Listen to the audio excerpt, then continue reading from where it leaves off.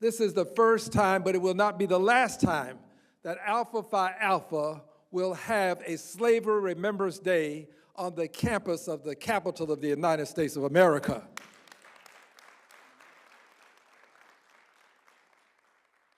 Historic because, quite frankly, this will be my last time having this preeminent privilege as a member of Congress from the 9th Congressional District. In January, my term of office will be up. But my term of office doesn't define my relationship to my fraternity. It doesn't define my relationship to my community. And it doesn't define my relationship to my history. I will still be involved, and I look forward to being back here next year with you when we commemorate the next Slavery Remembrance Day on the capital of the United States of America. Can we do this, please?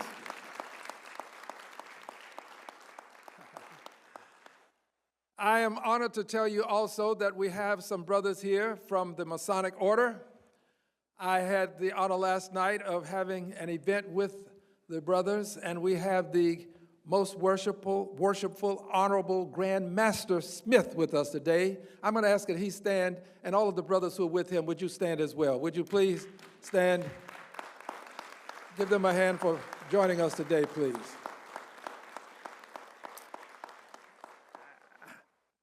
And of course, many of you traverse some great distance to be here.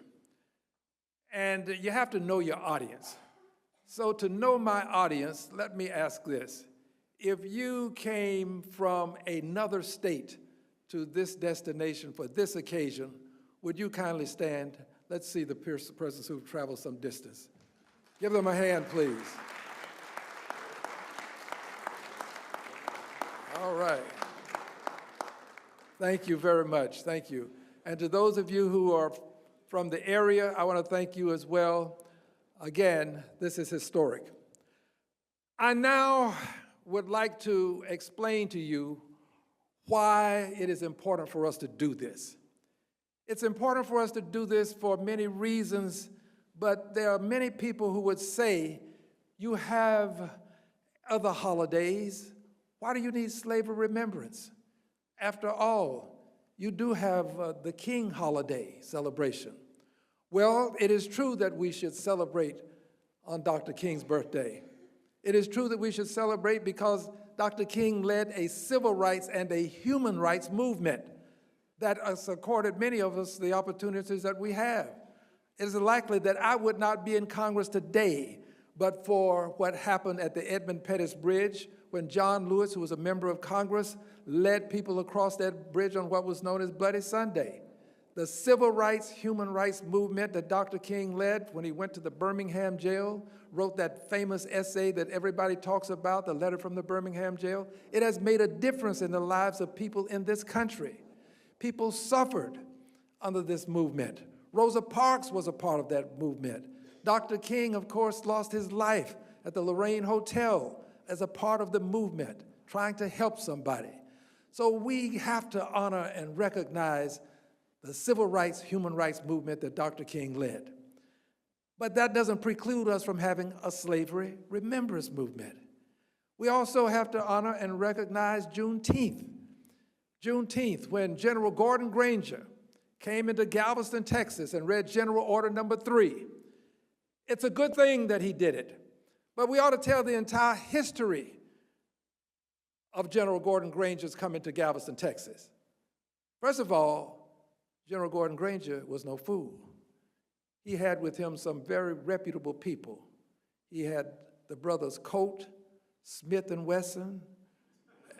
He knew what he was coming into. And he knew that he had to be prepared because the people who were the enslavers had no intentionality associated with surrendering their property. They didn't.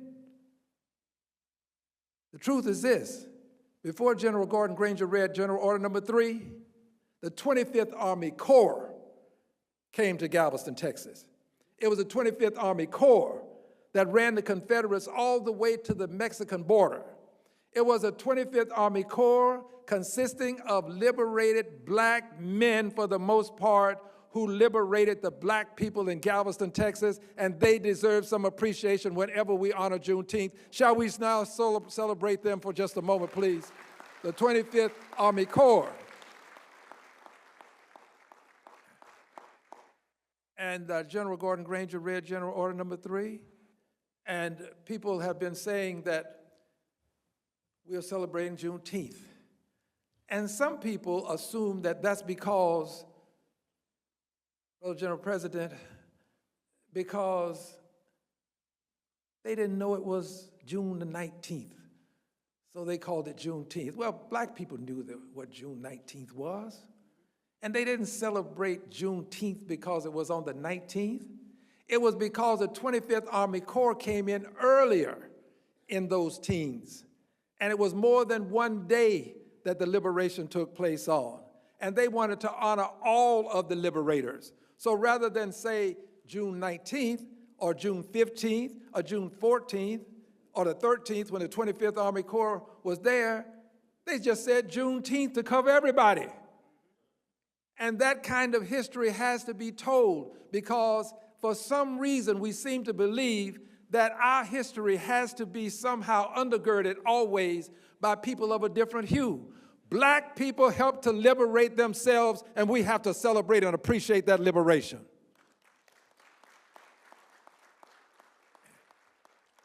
And if you do it, Harry, you're going to have to, and you know this, you got to honor Nat Turner.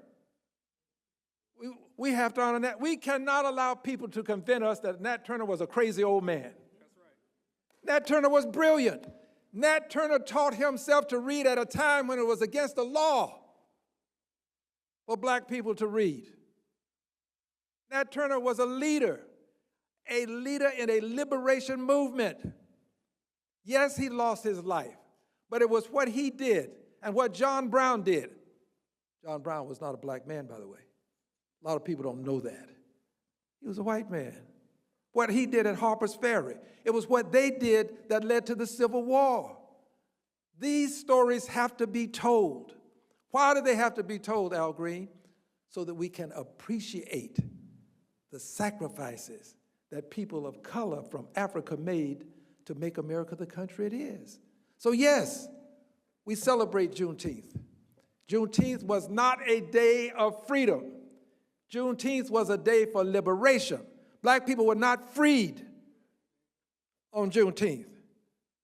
They were liberated. They were able to leave, but go where? General Order Number 3 said, stay where you are. Try to work. Don't come to the military fort expecting us to protect you.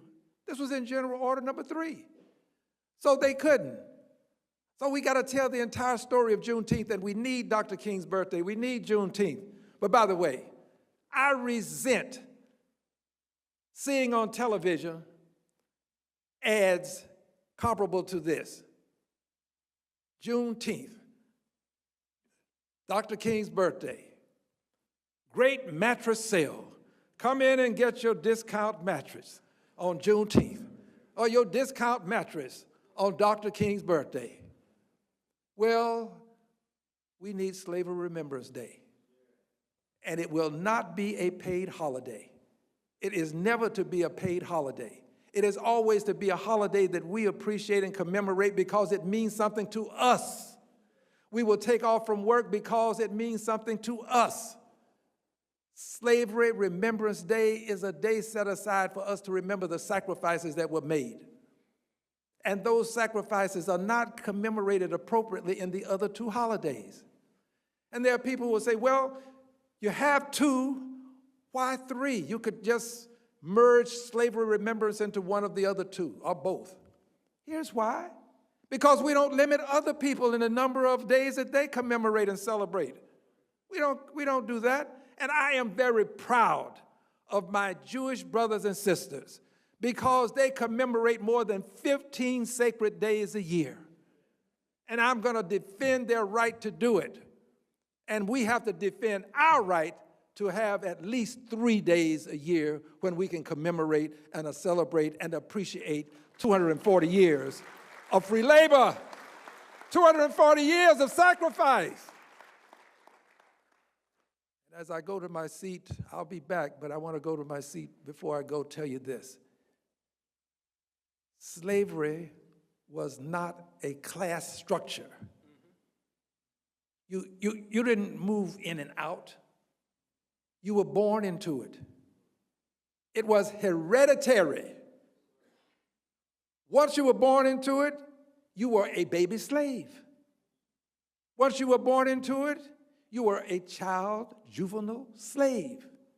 You became a senior citizen slave. In the twilight of life, you remained a slave. It was not a class system. It was a caste system. It was hereditary. And when it ended, dear brothers and sisters, when slavery ended, the rationale, the thing that undergirded it, the thing that made slavery what it was, did not evaporate. It was not eviscerated. Racism. Slavery was about racism. And it did not somehow metamorphose into something that was wonderful and beautiful. No, it became convict leasing. It became black codes. It became another century of enslavement to a certain extent by another name. It metamorphosed. The racism didn't end. And racism did not end in 1954 with Brown versus the Board of Education. Segregation was a form of racism, and it did not end with the Brown case. After the Brown case, invidious discrimination existed, and to this day, it still exists in the United States of America, and it's our duty, our responsibility, our obligation to do all that we can to end racism in the United States of America so that posterity will know that we took up the great cause and challenge of our time, which is still the elimination of racism in the United States of America. We have to do it. And all of the other isms, all of the other negative isms, by the way, sexism, anti-Semitism, Islamophobia, homophobia, all of these various means of invidious discrimination, we have to take up the cause to end them. And in so doing, remember this, I am the son of a preacher, so sometimes I do have more than one closing. So I think this is only my third or fourth, so I'm still older, few more. But remember this, it is important to talk about affordability. Affordability is important. But it's also important to talk about accountability. That's what this is about. Without accountability, we will continue to have affordability that exceeds the needs of other people, because our unemployment is always twice that of white unemployment, if not always, nearly always. Our poverty rate is always twice that of white poverty, if not always, nearly always. So that's accountability. Accountability will bring us to a level such that we can be comparable to where other people are. When all is right with white America, and this is not to demean white America when I say it, and if you can't say it, let me say it and watch my back. When all is right in white America, we are still in a state of recession. We go from recession to depression. So you cannot live by the premise that what is good for white America is good for black America. That is not the case. It is good to see anybody have jobs and opportunities, but we have to make sure that everybody has jobs and opportunities. So I go to my seat again, saying to you, thank you for being here, dear brothers and sisters. I promise you, this day will be recorded in the record of the House of Representatives. It will be said that Alpha Phi Alpha Fraternity came here and pledged that it would come back annually so that we could commemorate the lives, the millions of lives that were lost to the institution that we call slavery in the United States of America. This is why we are here. God bless you, and let's God bless the United States of America to become the great country it ought to be. Thank you.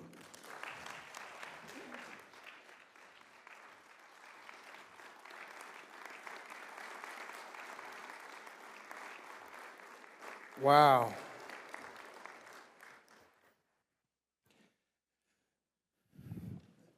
Next in our structure, in our organization, you have the general president, the board of directors, then you have a regional vice president, where you heard from the assistant regional vice president, which is a college brother. And then after that, we're broken down to districts. In the eastern region, there are 7 districts. And we have, who's joining us from the state of Virginia, the Virginia District Director, Brother Kevin Glover.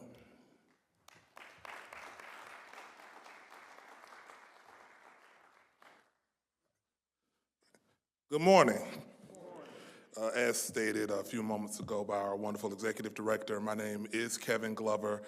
I proudly represent the over 1,600 brothers in the Commonwealth of Virginia, affectionately known as the Virginia Association of Chapters of Alpha Phi Alpha Fraternity Incorporated. And I also would like to recognize my assistant district director in his absence, Brother Ernest Merriweather, down at Virginia State University, where they just started school. So today, as our good brother Green has so eloquently put, we're here to observe a moment in history that changed a people and a country forever. In 1619, the first recorded Africans arrived in Virginia. They entered a new world they did not choose to be a part of.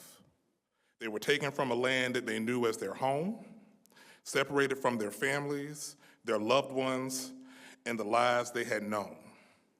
And yet, here we are more than 400 years later, still living with the remnants and consequences of that history. But I'm proud to say that we have not been sitting still. We have not been standing on the sidelines watching history pass us by. Your presence here today is evidence of that. It tells me that we understand that this history cannot be casually forgotten, minimized, or separated from the present.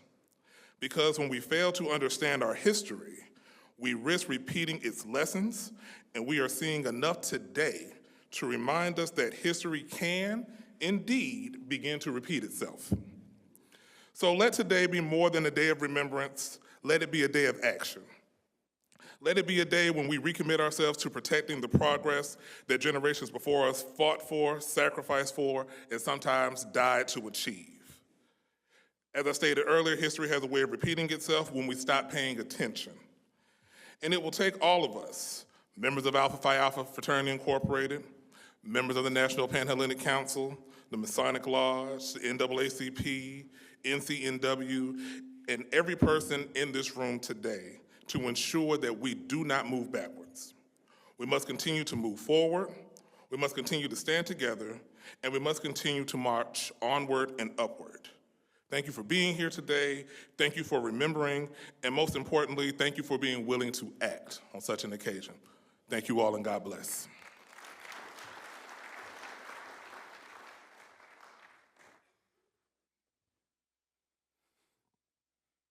Again, in the history of Alpha Phi Alpha, there was Alpha chapter was at Cornell University in Ithaca, New York. And then the second chapter established was chartered at Howard University, or Beta chapter.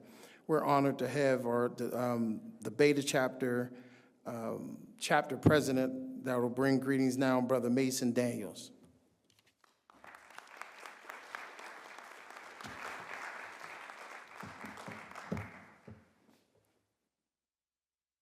You are your ancestors' wildest dreams. Good morning. My name is Mason Daniels. I'm a Spring 2025 initiate, as well as chapter president of Beta Chapter. Before I say anything else, I want to acknowledge Congressman Green, General President Metellus, and every other brother who traveled to be here today. That this gathering is happening at all is worth pausing on. I attend Howard University. My brother attended Howard as well, Beta Chapter, same as me, and he is now in medical school in Galveston, Texas. That is the place where the last enslaved people in this country learned that they had been freed. He studies medicine on that same ground. I recently received my return offer, and I will be beginning my career on Wall Street. Neither of those paths were ever intended for us. The people we are remembering today were not given names in the record. They were not expected to leave descendants who would be standing in a room like this one. And yet, here we are. None of it was given, it was paid for. by people who never lived to see what it purchased.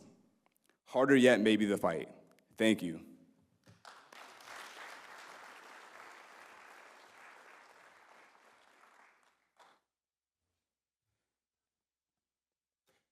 Next, I'll bring up our brother, Military Affairs Committee Co-Chair, Brother Jeremy Jenkins, to the podium.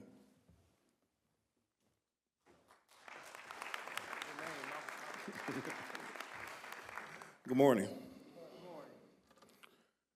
As mentioned earlier, I'm Brother Jermaine Jenkins, the co-chair for Military and Veteran Affairs, also retired United States Marine Corps Sergeant Major.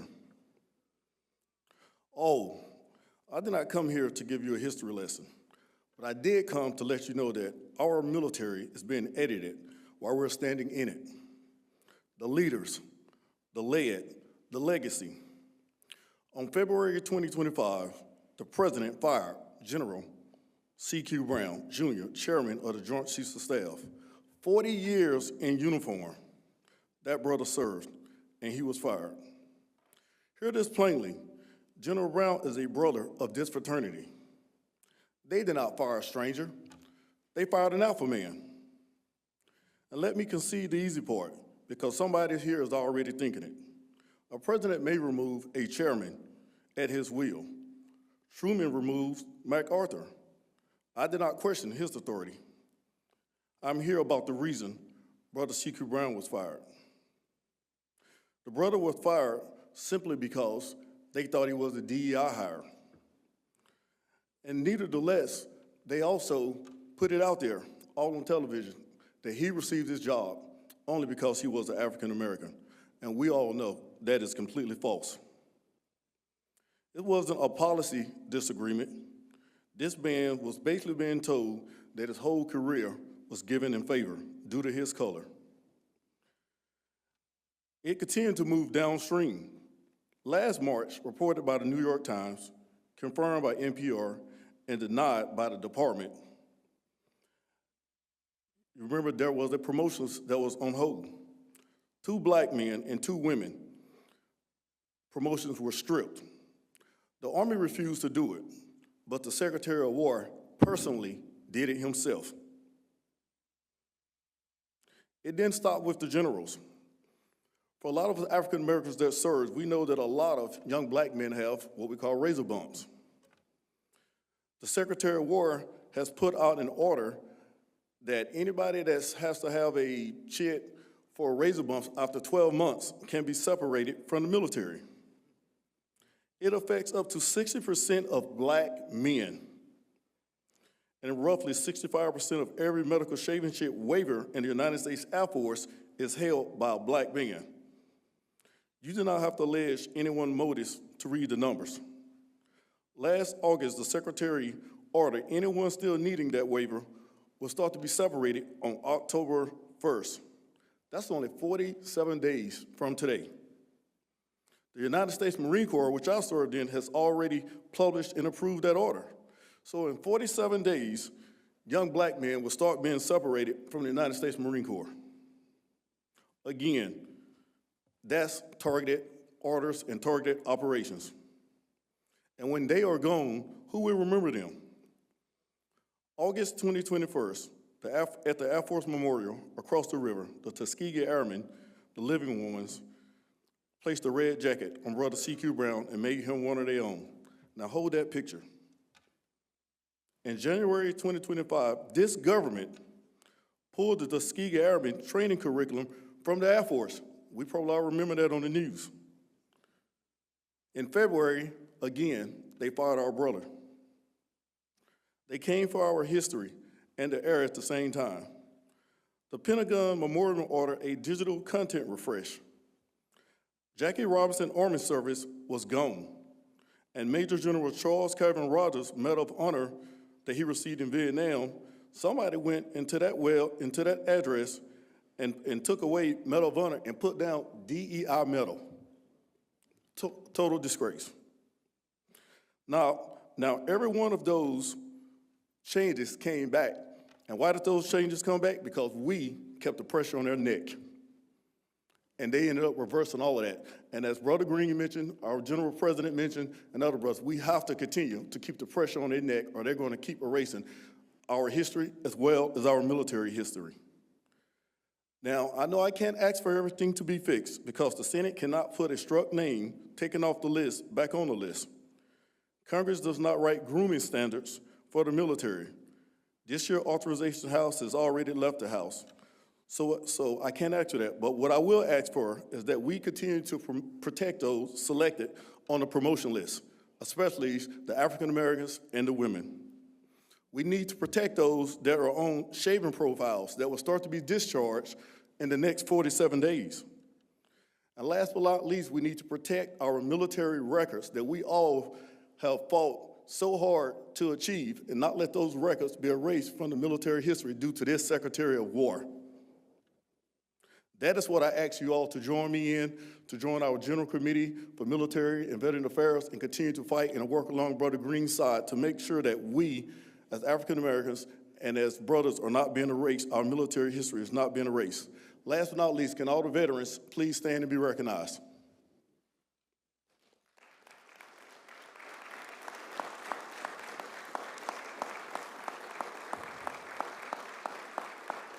Thank you. Please be seated. And last, brothers, please say this with me. First of all, servants of all, we shall transcend all.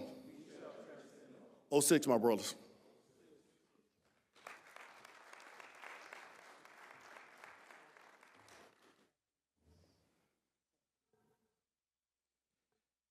All right, as we move on with the agenda, I'm not a historian, but I just want to give you a little history lesson. There are two men in America that has raised over $120 million in this country. Two. The first one, everyone's going to nod and be like, yeah, I knew that one. I knew that one there. The first one was President Obama. He raised over $100 million. We could say, we knew that one. Now, the second one, you have to be, you have to pay close attention, because if you're waiting for this individual to tell you what he's done, you're never going to figure it out. You're never going to know. Sometimes as leadership, you just have to watch how people move. They move a different way. They don't have to be the loudest person in the room, but when they're in the room, you know that that person is somebody. I don't know exactly who they are, but they're somebody. And one of the privileges we have in our organization is that we have some of our past general presidents. Our fraternity was founded in 1906, so we can't say that we knew our jewels, but we do know our past general presidents, and we have to respect that position because that's our history. Those are our jewels. Those are the ones that you're going to look at and be like, I know him. It's an honor every time I get a phone call, or if I have to give him a call, just to hear his voice, just to get some wisdom from him, because again, we all need somebody to help you get to where you're going. So the next person that you're going to hear, he's not going to say it, but I'm going to tell you who he is. The second person who raised over $120 million is our brother, the 31st General President, Harry E. Johnson.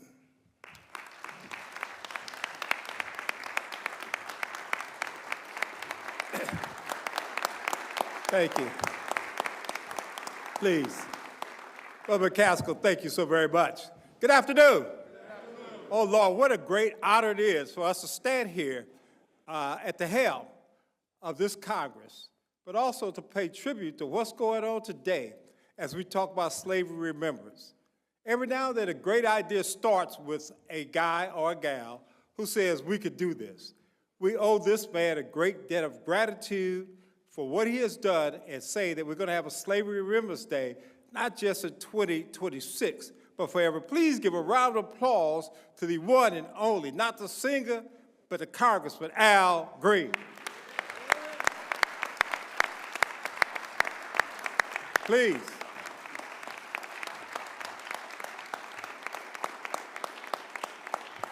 It takes courage to have a dream, but it also takes courage to fulfill that dream.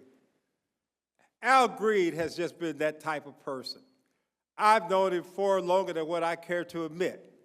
But what can I say about Al Green and what he means to me this fraternity to the Masonic Temple brothers and to all of us in the United States. Let me tell you something. It's one thing to say, when somebody say, call me if you need me. It's another thing when they show up. Al Green shows up every time you call him. Al Green stands for doing what is right, not just for himself, not just for the 9th District, but as you can see, for all of America. Al, we're going to miss you and your voice. We're going to miss what you have done for so many of us. We're going to miss you for your attitude, for your diligence in getting things done. But more than that, we're going to miss that doggone cane of yours. Al, you have courage. You have what it takes, not just to be an alpha man, which you are, a Mason, which you are, but a man that all of us could look up to and say, there goes a man that I like to be. There goes a man I like to be. Thank you so much for allowing us to share this dream of yours, to have a Slavery Remembrance Day from this day forward. It is my hope and prayer that no matter who the Joe President is, no matter who is the Grand Master, but that you always come back and you head up this Slavery Remembrance Day and one call from you to us to assemble at your will here on the Capitol. It means so much to have somebody like Al Green. Al, it's a shame of what happened with the election, how they redistricted you and Cleaver and other folk, just to prove a point. But the point that you always will prove is that when you step out with courage and dignity of a man, a black man, an American, and a man who means so much to all of us. Thank you, Al, for your wisdom, for your courage, and for being who you are. Give it one time for Congressman Al Green.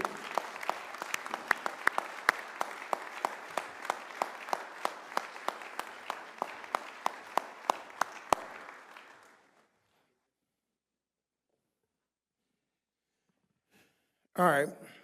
So one of my hobbies is I like to study leadership. So many books following leadership, different leadership styles. You have some leaders that lead from in the front. They're out front and they want everybody to come behind. Then you have some leaders that lead from in the middle because they want to kind of understand what's up front, but also understand from what's behind. Then you have some leaders that lead from behind because they want to make sure that everybody's coming along and they trust the people that's in front. Normally when you find leaders, they're one of those three leaders. I just found out there's a person that has all three of those characteristics. Throws me off all the time because I don't know which one I'm talking to at that particular time. Is he coming from the back? He coming from the middle? Is he up front? But he's always leading. So I just have to learn just to pick up his cadence. I sit back, I don't say too much. I let him talk, then okay, he coming from the front. See, because sometimes he'll ask me something, he'll say, well, check your email, I just sent it to you. Oh, okay, he's leading from the front. And then like today, he's leading from the back because he just said, you know what, you're emceeing this today. I said, well, how did I get the He's leading from the back, I get it. So I have to catch up with this brother, but everything in Alpha happens for a reason. This brotherhood has been standing this long for a reason because the brotherhood understands what it needs at that particular time. Right now, this is the type of leader that we need that's leading our organization that can go from the front, from the middle, and from behind. And you see it's silent, but there's so many things that's changing within inside of the organization that he's pushing because he wants to make sure, like when we were talking about this, the Slavery Remembrance Day, Brother Congressman Green said, hey, I would love for us. Brother General President looked at me. I knew exactly what he wanted. We're going to pick up this. And Brother Green, I guarantee you, because he's going to stay on me, next year, we're going to fill this room up. I promise you. I promise you we will fill this room up. So the next person I'm gonna bring to the podium is our leader, the General President of Alpha Phi Alpha Fraternity Incorporated, Brother Lucien Metellus.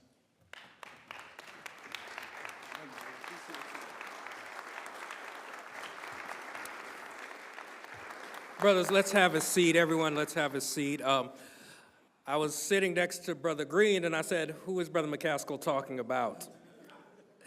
But very seriously, I did want to take a moment to just acknowledge a few people that were in the audience. First, the Association for the Study of African American Life and History. If you could stand, their representative, their president is here today. Please stand and be recognized.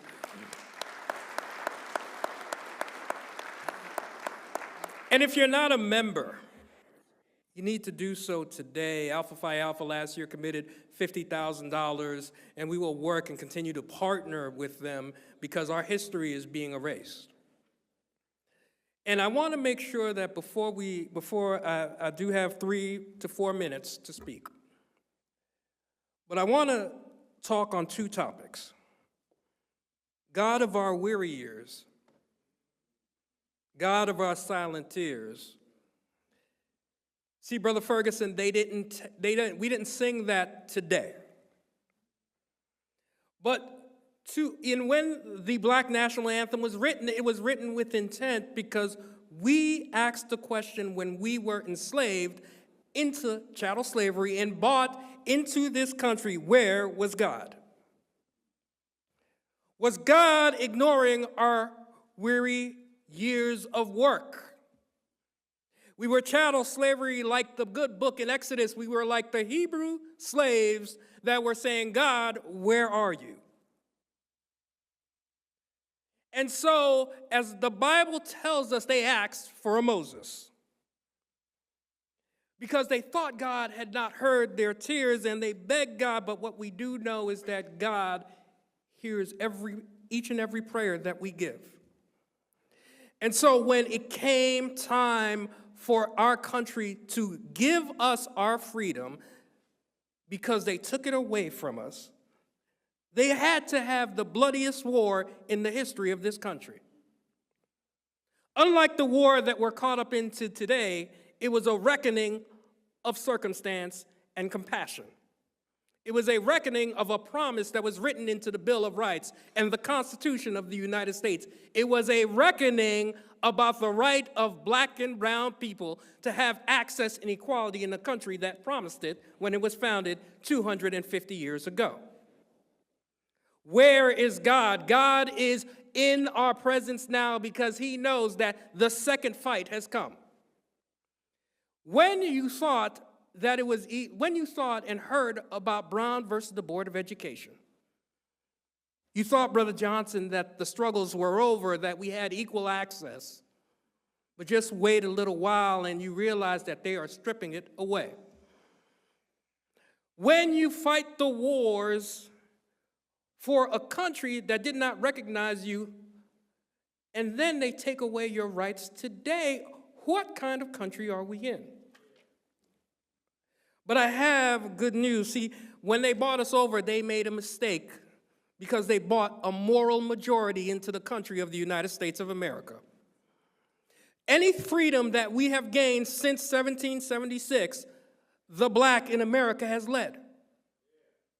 Whether it was the women's right to vote, whether it was equality, whether it was access to equal education, whether it was a fair tax code. When Dr. King died and was assassinated in Memphis, Tennessee, he was out speaking not for equal rights, but for economic justice. The history of slavery in this country is not a history that the country should be proud of, but it should not be a history that should be forgotten. There is no time like today for us to stand up and say, I am going to stand up for the history of my people. There would be no good in this country had we not come here. We fought in the Vietnam War. We fought in World War II. We fought when those around us did not even recognize us as human beings. And so God said, during this time, when they're redistricting us away, trying to take away our rights to vote, when they're taking away people's access to equal education, when they're trying to limit a woman's access and rights to her own body, when they're trying to say just because you choose your sexuality that you are less than, just because you are a human being, you're less than, what we've had is we've had a new Moses. And his name is Al Green. See, when Moses came, Brother Green, he had a staff.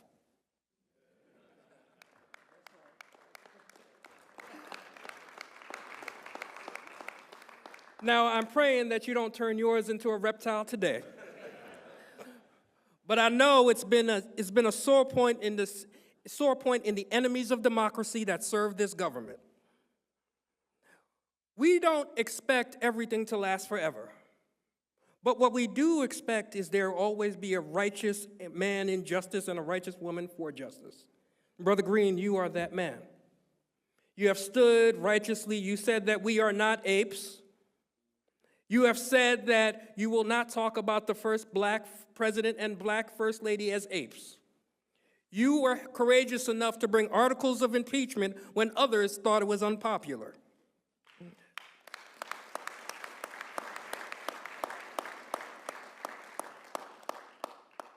And so, before I take my seat, I want to remind you of two things. The fight is never done. Today, we are planting seeds for trees that we will never be under the shade of. I don't want to hear any more conversation about the things we can do on social media. The time now, Brother Kemp, is for us to go to the streets.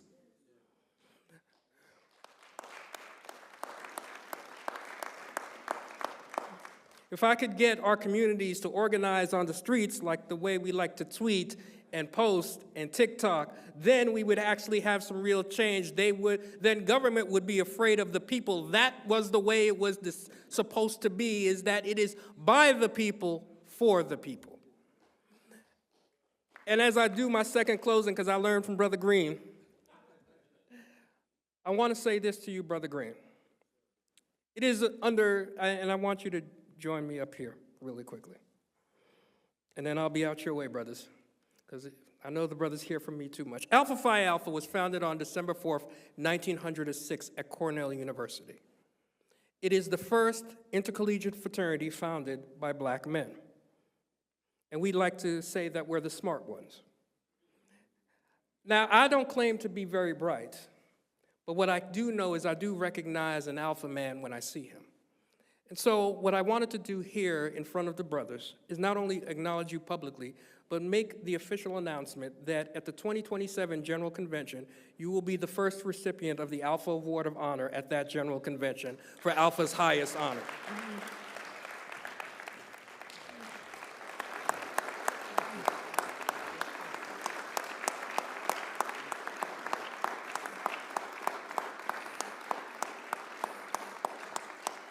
God has seen your silent tears. God has seen you work through these weary years, and it is because of you that we have a fight and a war that we will win. Thank you, Brother Green. Thank you, brothers of Alpha. Thank you again.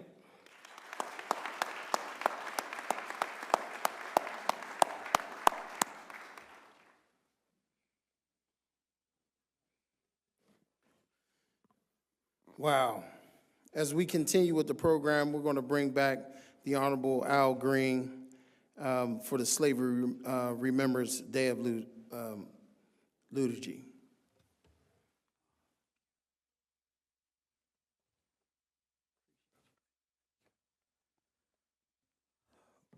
Let me deviate slightly and thank the General President for his very kind words and for the honor that he has called to my attention. And I promise you that I will do all that I can to live up to your expectations. So thank you so much. And I would thank the 31st General President for his kind words. He knows me pretty well. He didn't tell the whole story, but I appreciate you telling the good side of it. So thank you, Harry. Again, I want to thank all of you for being here. And as we move into this portion of this event, there's a certain amount of solemnity and dignity associated with it. There will be words that I shall call to your attention, and then you will respond. I will give you your response in just a moment. But first, because of the historic aspect of this event, I think it's important for you to first look at the person next to you, because on both sides, 20 years from now, you'll want to say, I was seated right next to whomever you're seated next to.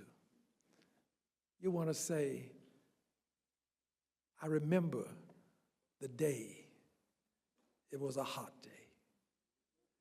You want to say things that will help other people to understand who was here and what we accomplished. And I also want to tell you this, dear brothers and sisters, I need to tell you who you are. This is important, because if you go into Emancipation Hall in a corner, sort of out of the way, not visible to persons who are traversing through the area, you'll see a plaque. And that is the plaque that acknowledges the role of the enslaved as it relates to this Capitol being constructed. And my guess is that as they were laboring, as they were toiling, as they were suffering, my guess is that at least one or more of them, as they were putting the stones in place, as they were dreaming of a day that would never be in their lifetimes, as they were doing this, at least one or more of them thought, maybe one day the building that I've constructed will have people who look like me to come into this building and enjoy all of the benefits that it can bestow on a person. Maybe one day there'll be a person of my ancestry who will be elected to a position so that he can be in this facility. Maybe one day some men will gather and they won't forget what we have done this day to make it possible for them to enjoy the building on a later day. Maya Angelou captured it best. And still I rise, she said. But as she closes, she gives us words that we should all remember. And this tells us who we are. I am the dream and the hope of the slave, bringing the gifts my ancestors gave. I am the dream and the hope of the slave. That's who you are. We are the dream and the hope of the slave. And today, a part of that dream has come to fruition by your just being here in the building that the hands of the enslaved had an opportunity to forge into being. So at this time, in commemoration, I will call and summarize some of the experiences of the ancestors. And after each one, I will say, we must. Your refrain will be, always remember. I will say, we must, and you will say, always remember. Let us have one moment to see if we can do this together. We must. Always remember. We must. Always remember. Let us begin. To prevent the evils of slavery from being repeated, we must. Always remember. To commemorate the suffering and the lives lost because of slavery, we must. Always remember. For the first 20 enslaved Africans who arrived in the British colonies at Point Comfort, near what we now know as Norfolk, Virginia, on August 20th of 1619, we must always remember. For the 12 million humans from all walks of life whose lives were stolen from them when they were kidnapped from Mother Africa and forced into slavery, we must always remember. For the Africans sold into slavery by other Africans, we must always remember. For the 12% of human beings who suffered the deadly Middle Passage and did not survive the horrific voyage to America, we must always remember. For the men, women, and children on slave ships, many of whom were kept naked, packed close together, with many shackled and chained, we must always remember. For the enslaved human beings who often worked from sunup to after sundown, 6 to 7 days a week, often without food, we must always remember. For the mothers and fathers who were separated from their children and sold on the auction blocks, we must always remember. For the freedom fighters such as Nat Turner, who fought to free enslaved people, who gave their lives in the fight for freedom and justice, we must always remember. For the tens of thousands of enslaved human beings who risked their lives in search of freedom on the Underground Railroad, we must always remember. For the freedom fighters such as Harriet Tubman, who escaped slavery and dedicated her life to returning to the South no less than 13 times, freeing enslaved men, women, and children, we must always remember. For the white liberators like John Brown, President Abraham Lincoln, who lived and died combating the horrific institution of slavery, we must always remember. And to commemorate the centuries of suffering, the years of tears shed, the history of hearts broken, the brutality of blood spilled, and the grieving over lives lost because of slavery, we must always remember. Yet, in the spirit of righteous remembrance imbued with love for our country that hasn't always loved its brothers and sisters of African ancestry, we have to acknowledge that in spite of slavery and despite its invidious offsprings, mass lynchings, convict leasing, black codes, lawful segregation, and institutionalized racism, African Americans have come a laudably long way. From arriving on slave ships to our ascension to judgeships, from surviving the deadly Middle Passage to thriving among the masses, from shackled and chained to creating societal change, from sitting in the back of buses to owning bus companies, from having no house to living in the White House, from painfully picking cotton to proudly picking presidents, from adult males and females being disrespectfully called girl and boy to being respectfully presented as Mr. President and Madam Vice President. The future and the truth be told, although we have come a long way, we still have a way to go. And in closing, let us resolve that as we forge forward, we will commemorate our past and embrace our destiny, always remembering the hardships people of African heritage have endured in tandem with the victories won in spite of slavery. In spite of slavery. And as we go forward, let us always remember that we are the hope and the dream of the slave.